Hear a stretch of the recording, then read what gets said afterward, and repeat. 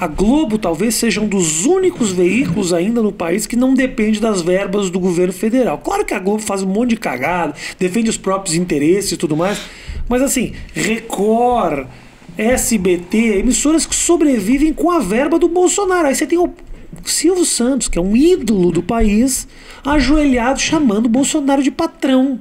Você fala, meu irmão, aonde que a gente está vivendo? Então aí você olha para a imprensa, o povo olha para a imprensa e realmente não acredita no que se diz. É triste isso, cara.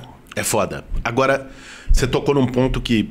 Assim, fala mal da Globo, Boulos, pra gente ter um corte legal desse papo. Porra, mas eu falo mal da Globo há muitos anos. Isso não seria inédito. Mas eu acho assim... Tem um problema, acho que a gente precisa separar, Rafinha. São duas coisas. Uma é o seguinte...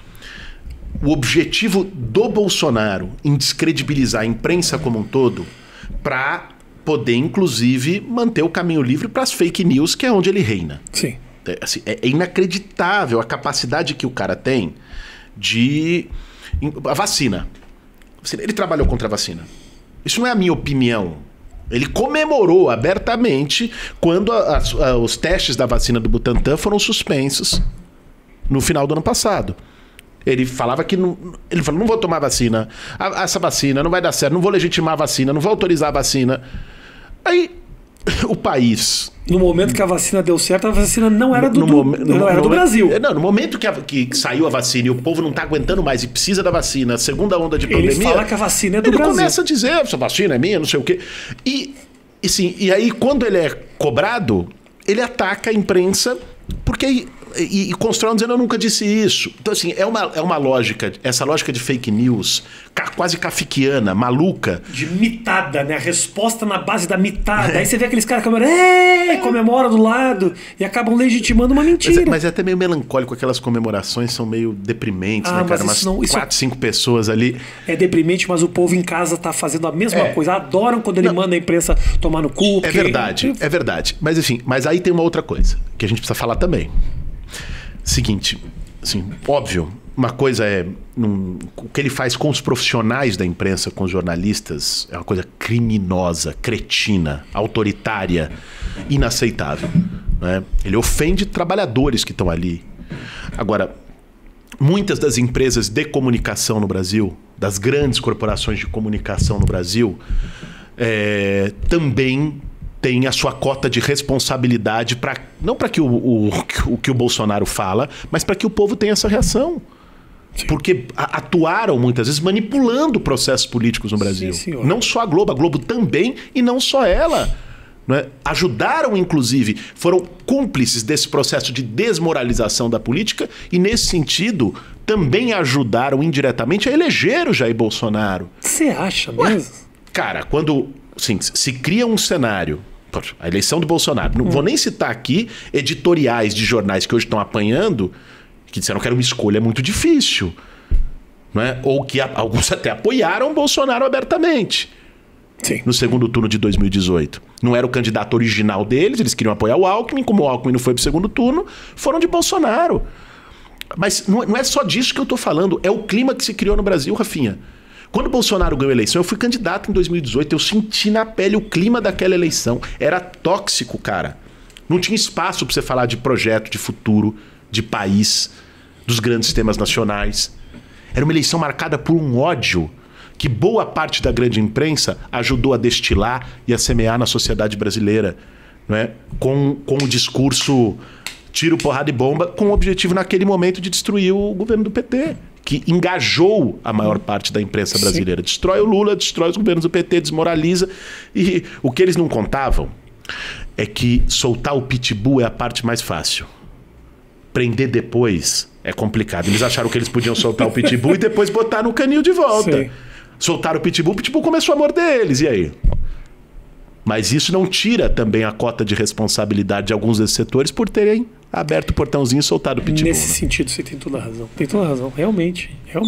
O processo todo de destruição política do governo Dilma e tudo mais foi alimentado, não tenha dúvida quanto à imprensa. Eu não sei se eles tinham noção de que poderia gerar, obviamente, isso. Te falo porque a gente fazia lá o CQC e foi acusado de ser o veículo que elegeu o Bolsonaro. Quando abriu espaço lá por uma inocência irresponsável que o programa teve, que eu assumo, de sacanear achando que aquilo não ia dar em absolutamente nada. Nunca passou pela cabeça de ninguém que isso poderia virar alguma coisa. Virou. Virou presidente da República. Se fez errado ou fez certo na hora de brincar com esse assunto, eu não sei te dizer.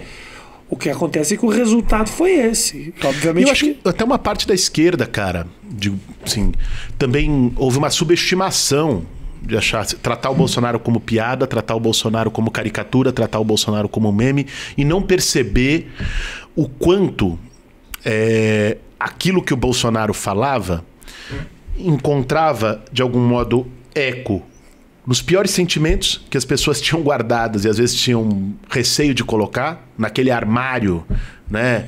Naquele quarto de entulho do inconsciente de cada um.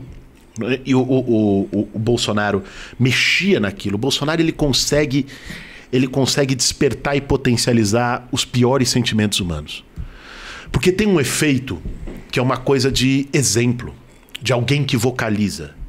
É o efeito psicológico do líder. Então, se alguém fala, isso aí, tem que ser torturado mesmo, tem que matar, tem que morrer.